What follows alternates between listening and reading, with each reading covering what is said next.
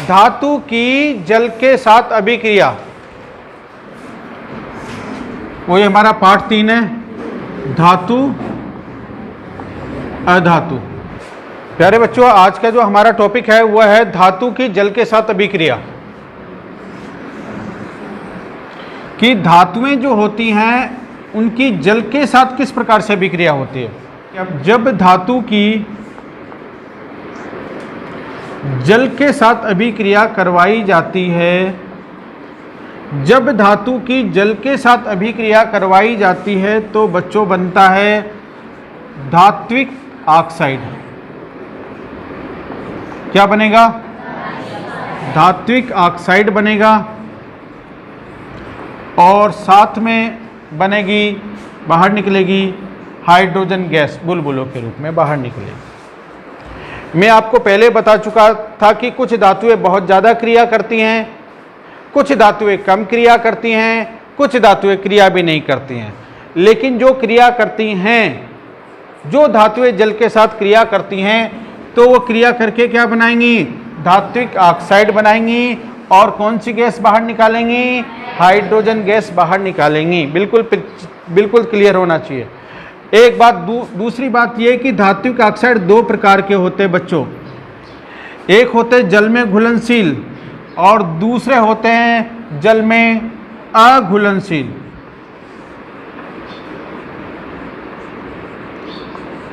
जो धात्विक ऑक्साइड जल में घुलनशील है, जल में घुल जाते हैं, ध्यान से सुनना, जो धात्विक ऑक्साइड जल में घुल जाते हैं वे जल के साथ आगे और क्रिया करते हैं और क्या देते हैं? क्षार देते हैं। अभी मैं समझाऊंगा एक बार। जो धात्विक ऑक्साइड जल में घुलते ही नहीं है तो वो कैसे रहेंगे? वे वैसे के वैसे ही रहेंगे, धात्विक ऑक्साइड के रूप में रहेंगे। एक उदाहरण देखना आप, बिल्कुल समझ में आ जाएगा क्लियर। जैसे कि सोडियम एक धातु है बच्चों, सोडियम धातु की मैंने जल के साथ अभिक्रिया करवाई, तो ध्यान से देखना, तो ये क्या होगा? बनेगा सोडियम ऑक्साइड Na2O, और साथ में कौन सी गैस निकलेगी? हाइड्रोजन गैस बाहर निकलेगी। सोडियम यहाँ 2 है, यहाँ भी 2 कर दीजिए। क्लियर हो गया? अब लेकिन ये जो सोडियम ऑक्साइड बना है, ये वाला, मेरा कहने का मतलब ये था कि ये सोडियम ऑक्साइड जल में घुल जाता है, ये सोडियम ऑक्साइड जल में घुलनशील होता है। क्लियर बात समझ में आ गई? तो ये पानी में और घुल जाएगा। अभी हम इसको पानी में घोल देते हैं, तो सोडियम ऑक्साइड को ये जल से वापस क्रिया करेगा। इसका मतलब पानी में घुल रहा है, पानी में घुलते ही ये देगा sodium hydroxide. Sodium hydroxide दे दिया। कहने का मतलब क्या दे दिया इसने? क्षार दे दिया, सोडियम हाइड्रो ऑक्साइड। पहले तो क्या दिया था इन्होंने? ऑक्साइड। ऑक्साइड के बाद में क्या देते हैं ये? हाइड्रोक्साइड। क्या आपको ये बात समझ में आ गई? वापस देखते हैं। धातुएं जब जल के साथ अभिक्रिया करती हैं तो धात्विक ऑक्साइड बनाती हैं और साथ में कौन सी गैस बाहर निकालती हैं? हाइड्रोजन गैस बाहर निकालती हैं।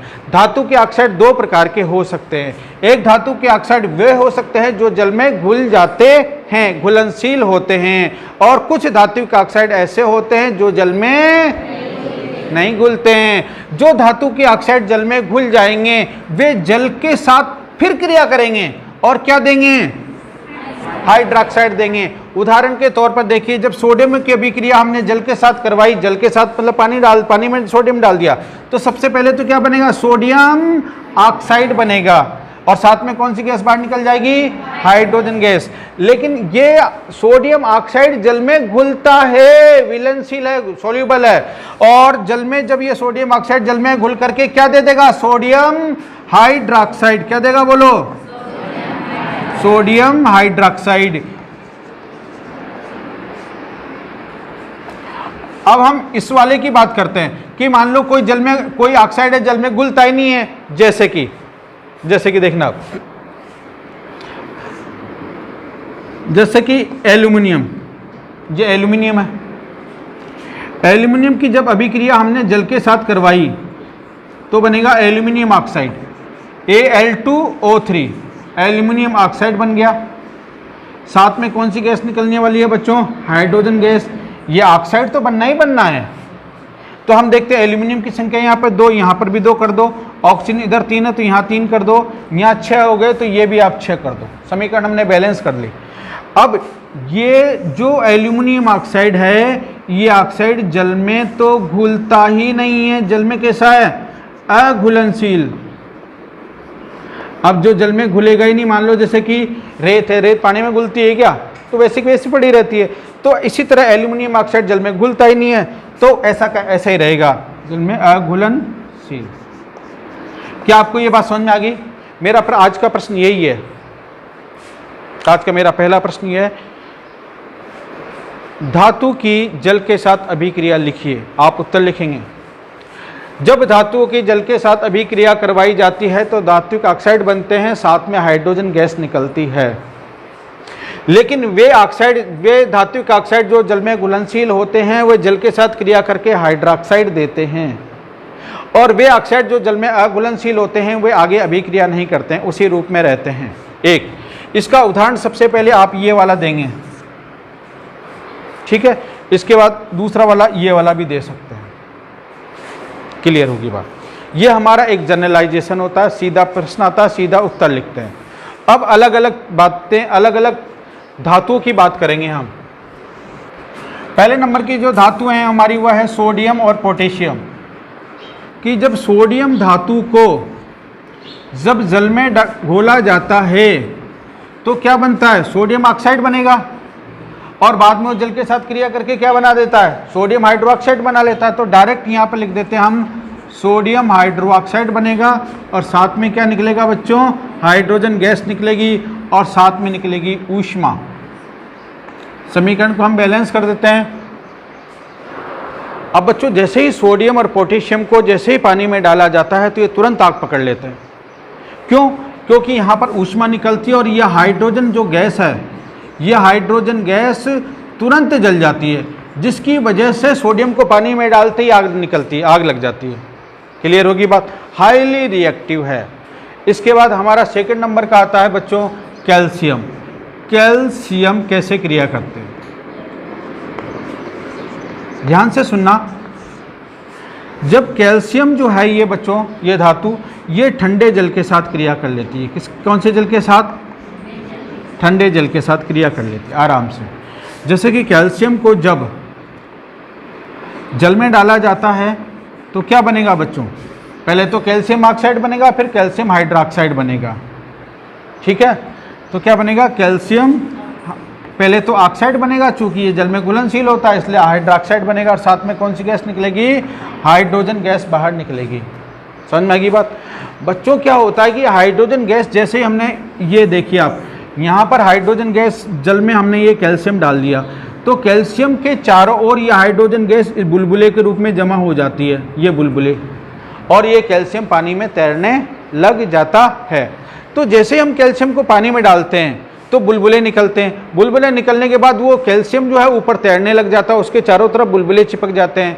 क्यों वो तैरने क्यों लग जाता है? क्योंकि उसकी सतह पर क्या कौन सी गैस चिपक जाती है, कौन सी गैस के बुलबुले चिपक जाते हैं, बोलो कौन सी गैस के बुलबुले चिपक जाते हैं? हाइड्रोजन गैस के बुलबुले चिपक जाते हैं। एक ये ठंडे जल के साथ क्रिया करती है। इसके बाद हमारा अगला जो आता है वो आता है मैग्नीशियम।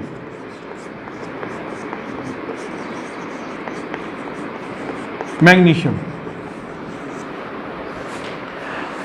बच्चों, मैग्नीशियम जो धातु है ये ठंडे जल के साथ क्रिया नहीं करती है।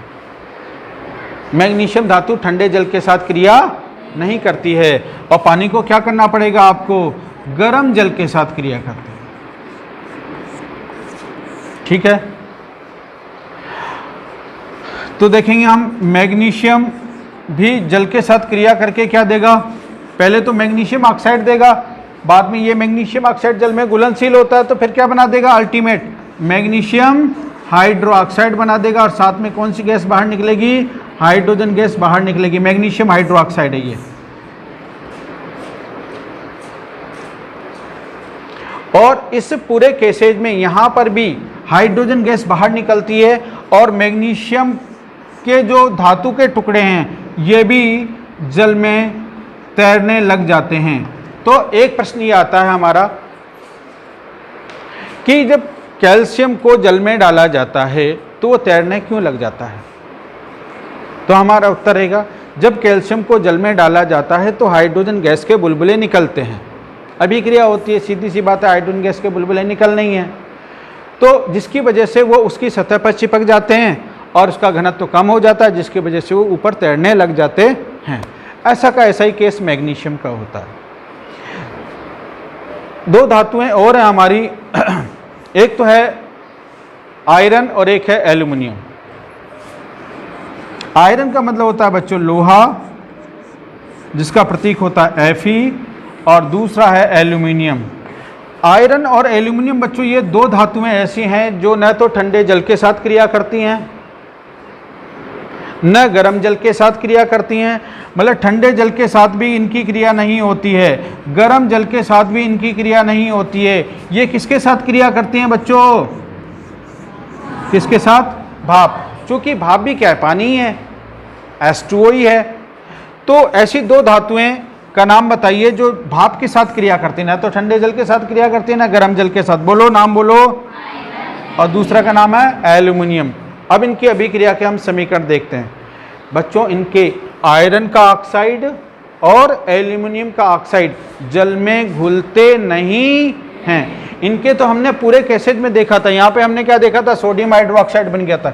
यहाँ पे क्या बन गया था? कैल्शियम हाइड्रोक्साइड बन गया था। यहाँ पर क्या बन गया था? मैग्नीशियम हाइड्रोक्साइड बनेगा। अब इनके तो घुलेंगे ही नहीं, तो ऑक्साइड ही बनता है। मैंने आपको पहले बताया था। तो देखते हैं हम, जब आयरन की अभिक्रिया जल के साथ करवाई जाती है तो Fe3O4 आयरन ऑक्साइड बनता है, साथ में ये हाइड्रोजन गैस निकलती है। बोलेंगे समीकरण बैलेंस कर लेते हैं। आयरन के कितने परमाणु? यहाँ पर 3, यहाँ पर भी 3 लिख दो। यहाँ ऑक्सीजन के 4 हैं तो यहाँ पर भी 4 कर दो। यहाँ पर हाइड्रोजन के 8 हो गए तो यहाँ भी 8 कर दो। ठीक है।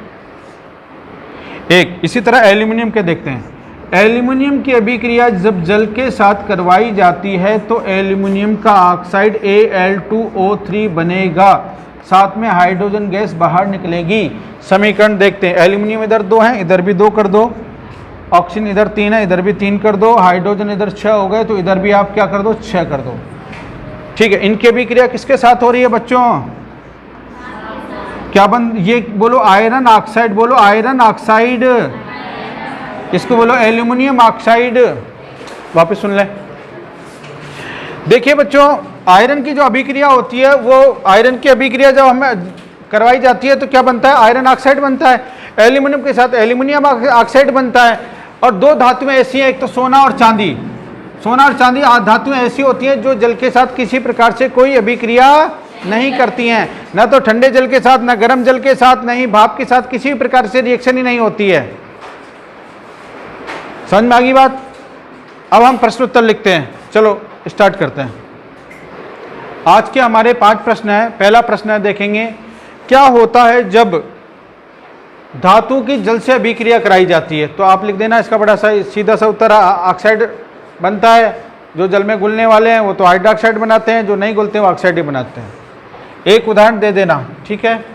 इसके बाद कैल्शियम धातु को जल में डाला जाता है तो क्यों तैरने लग जाता है? हाइड्रोजन गैस के बुलबुले बनते हैं इसकी वजह से। तीसरा, सोडियम की जल से अभिक्रिया कराने पर यह क्यों प्रज्वलित हो जाता है, क्यों जल जाता है? क्योंकि बच्चों ऊष्मा बहुत ज़्यादा निकलती है तो हाइड्रोजन गैस जल जाती है। इसका उत्तर लिखना है किताब में से देख के।